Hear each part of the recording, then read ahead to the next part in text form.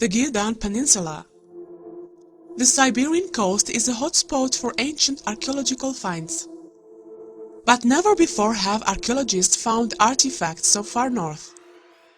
The icy terrain is constantly hit with strong, freezing winds, making the territory some of the most treacherous on Earth. As local scientists were examining the area to determine the level of permafrost loss, they stumbled across much more than they bargained for. The Kara Sea.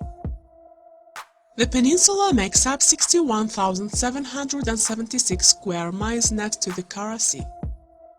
The area is covered by permafrost and rarely reaches above -3 degrees Celsius.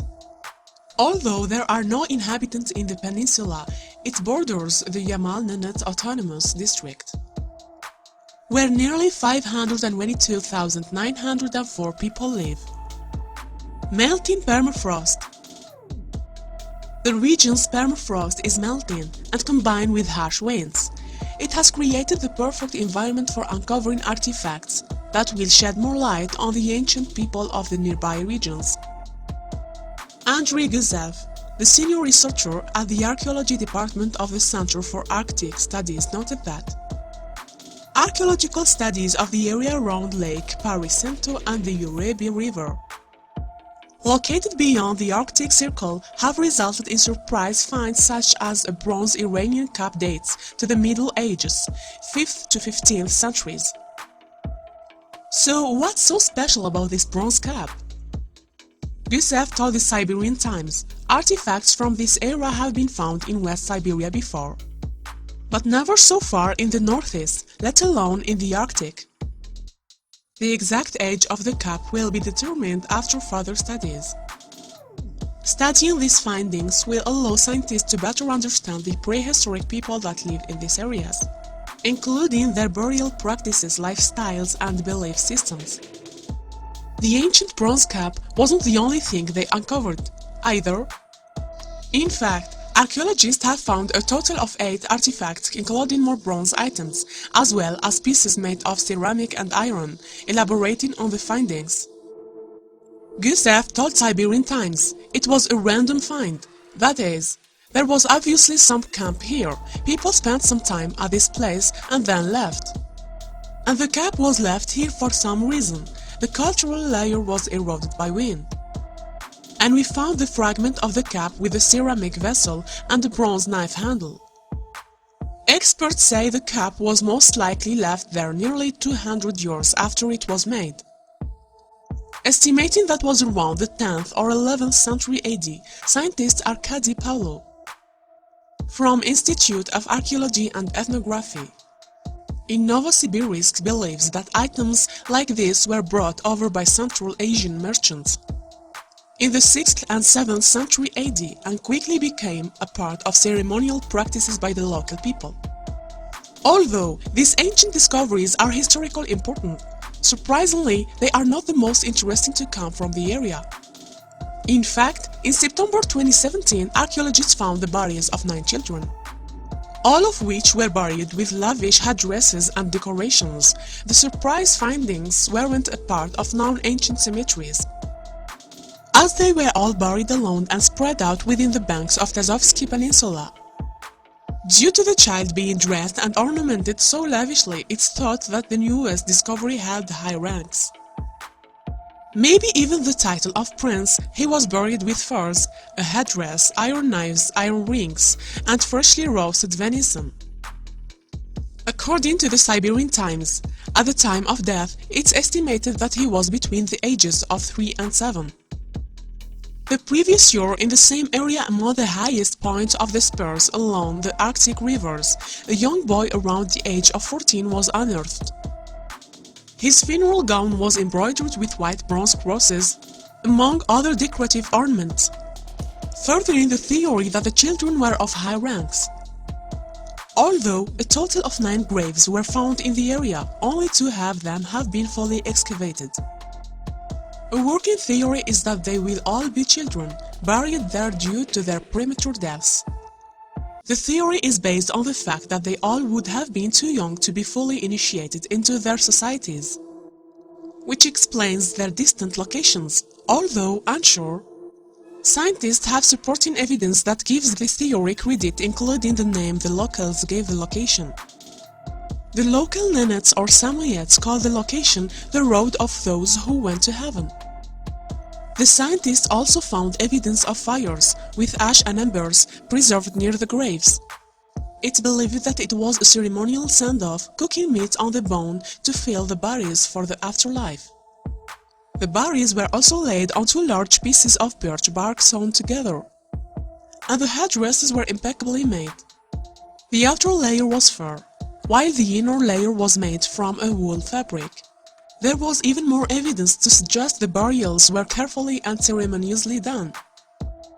Each grave was given a surrounding moat, which would suggest it was intended to keep them safe from attack.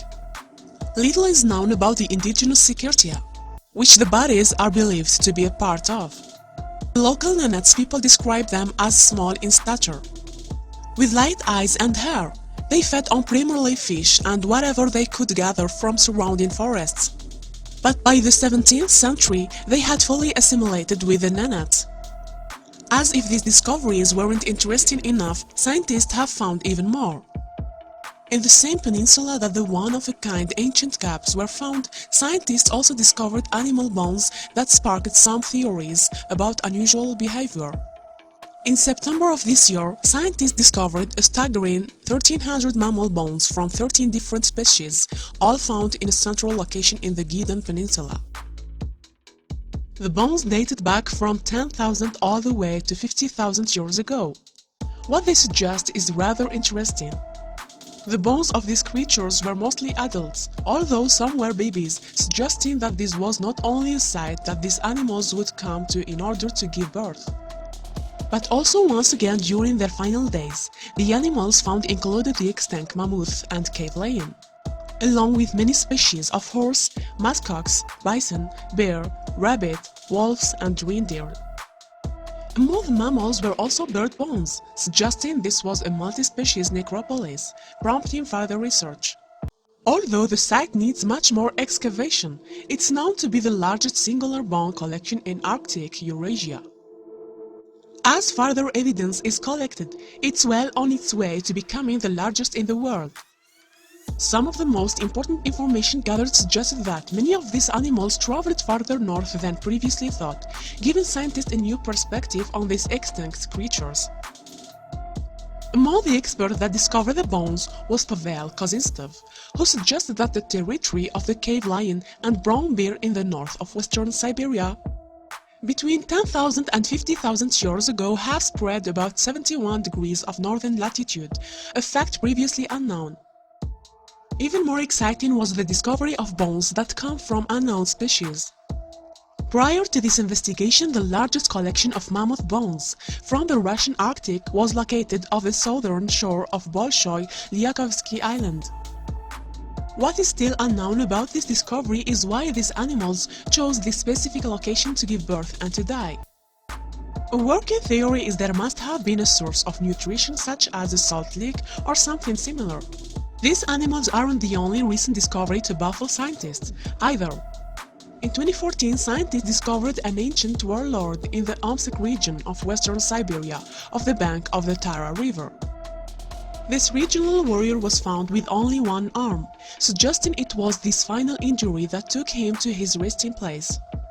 The Moscow Times reported that the site has been under excavation for a couple years previous to the actual discovery of the body.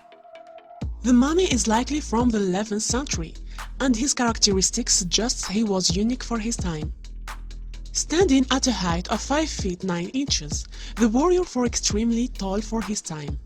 He also died at the age of around 40, an older age for most warriors. Artifacts recovered with his body also suggest he was a fierce warrior, including armor, a rose, and a bronze mirror. His injuries add to this theory, as he was discovered with a severed right arm and a crushed shoulder. It's likely that this warrior was killed in battle and carefully buried in a ritual shortly after. Although his arm was severed in the middle, it was wrapped and buried right next to the rest of his body. This suggests that he was given the utmost respect up until his death. The arrows were still sharp when they were discovered, suggesting that they were new when buried, furthering the significance of his life. He was also buried with a mask which included a bear fang above his nose and other ornament.